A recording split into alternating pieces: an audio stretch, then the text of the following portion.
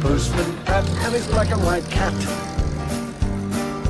Early in the morning, just as day is dawning, he picks up all the post bags in his van. Postman Pat, Postman Pat, Postman Pat, and his black and white cat.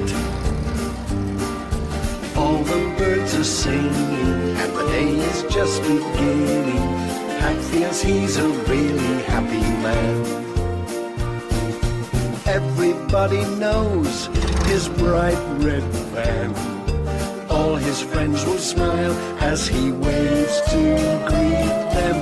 Maybe you can never be sure there'll be knock, ring, letters through your door. Postman Pat, Postman Pat, Postman Pat, and his black and white cat. All the birds are singing, the day is just beginning. Pat feels he's a really happy man. Pat feels he's a really happy man. Pat feels he's a really happy man.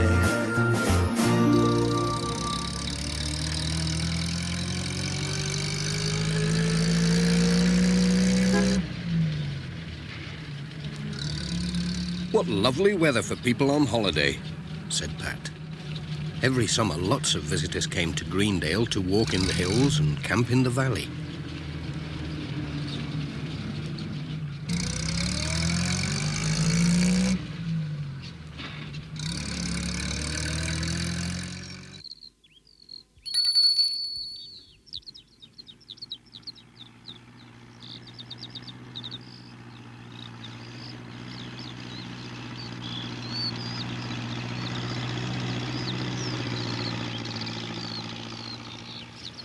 They were talking about the visitors when Pat arrived to collect the day's post.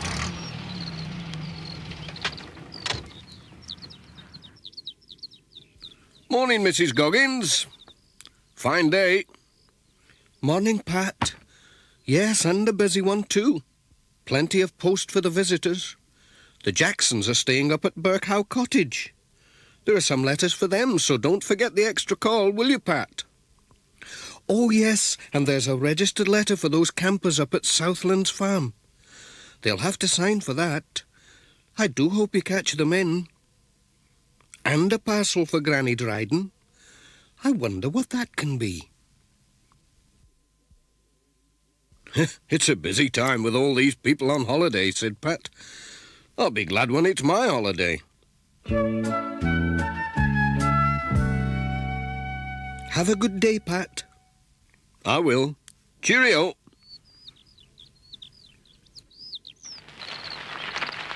Morning, Miss Hubbard. Morning, Pat.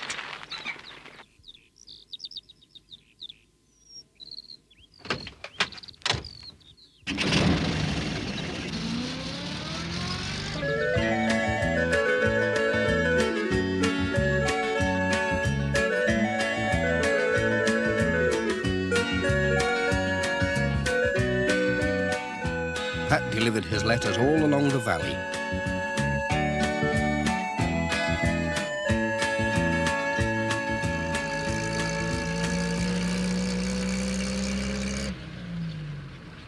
At Birkhow Cottage, the Jacksons were away, but someone had left the gate open. And something unfortunate happened.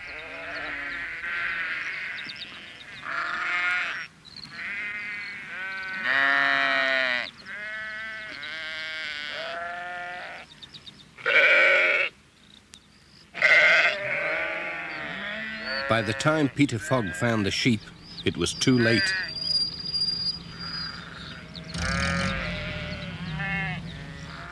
When Pat arrived with the letters, he saw the sheep in the garden and decided to help.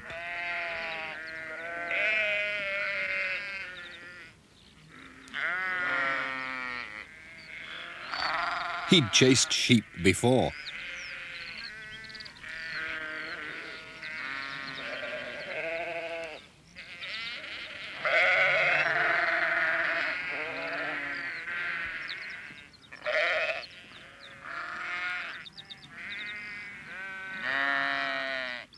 What a mess, said Peter. I don't know what Mr. Jackson will say. It isn't your fault, said Pat. People should close gates properly. I bet they won't do that again. No. Anyway, thanks for helping. Cheerio.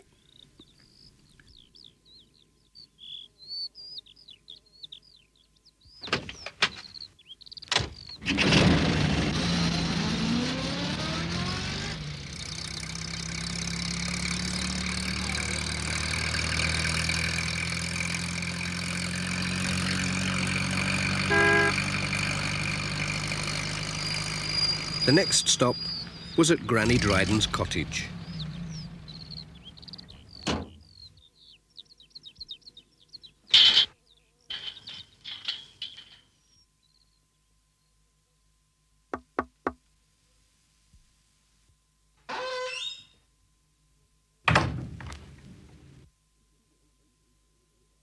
She was so pleased to see her parcel, she opened it there and then.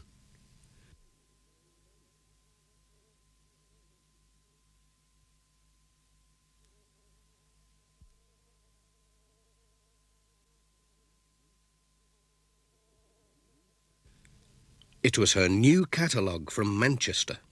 It was full of pictures of things to buy. Is there anything you'd like to order? Let's have a look. Ah. He chose a digital watch with a musical alarm.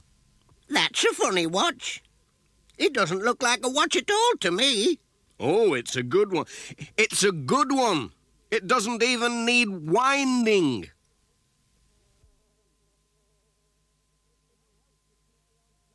It'll help to keep me on time. Goodbye.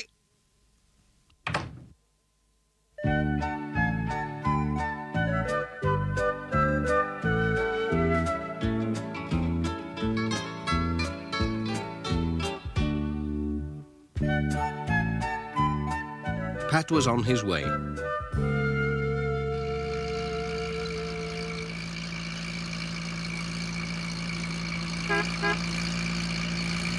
He had to go up the hill to Intake Farm with a letter for George Lancaster.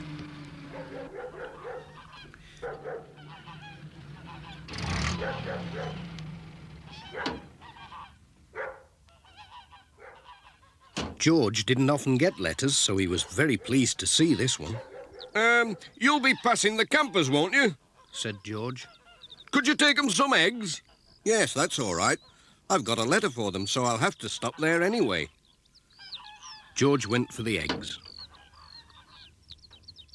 What beauties, said Pat.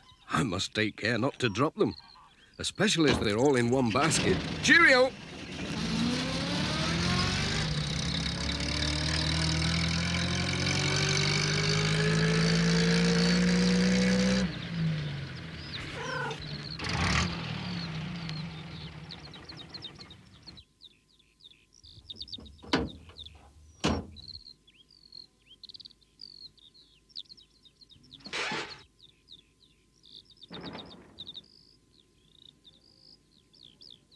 Hello? Anyone at home?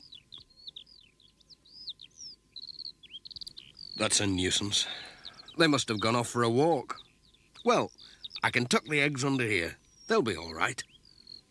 But what about this registered letter? I can't leave that. It looks too valuable, and they'll have to sign for it. I wonder if Miss Hubbard knows where they've gone. Miss Hubbard's cottage was just across the field, so Pat walked over to see if she was at home. He was lucky. She'd just cycled back from the village.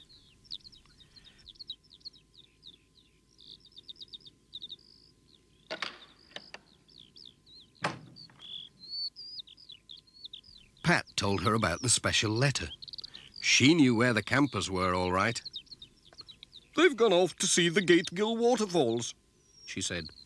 They asked me the way this morning. Oh, dear. That's at least 6 miles, and my van can't go along that old track. I'll borrow a tractor from the farm, said Miss Hubbard. I can't drive a tractor. Don't Don't worry, I can. And off she went for the tractor.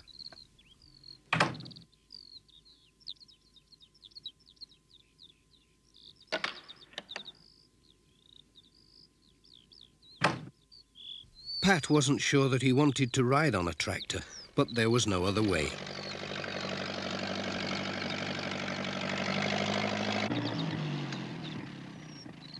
So he climbed on and off they went.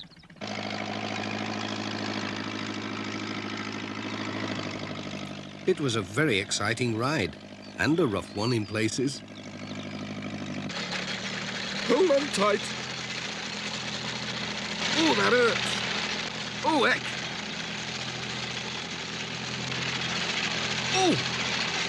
Oh, hey up! Careful! Only 2 more miles to go. Oh, thank goodness for that.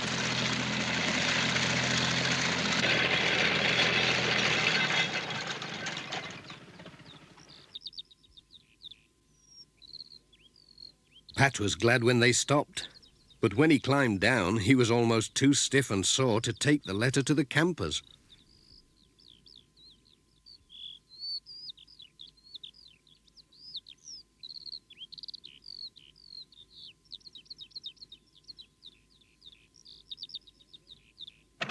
And then they had to go all the way back again.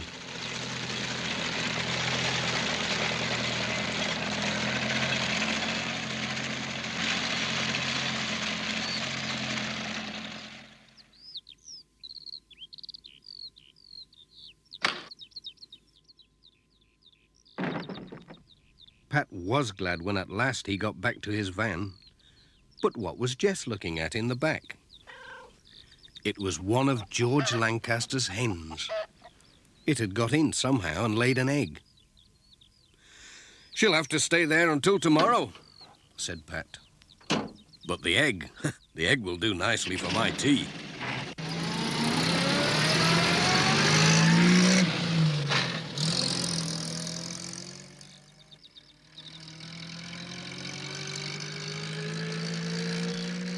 Pat was on his way home when he spotted a sheep stuck in a fence.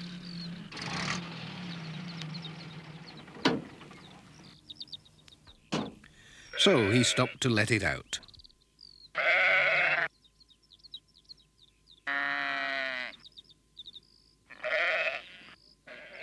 "I think that's my last job for today," he said.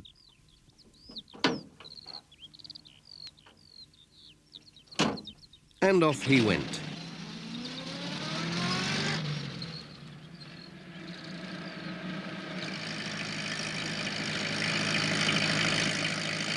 He waved as he passed the Thompsons.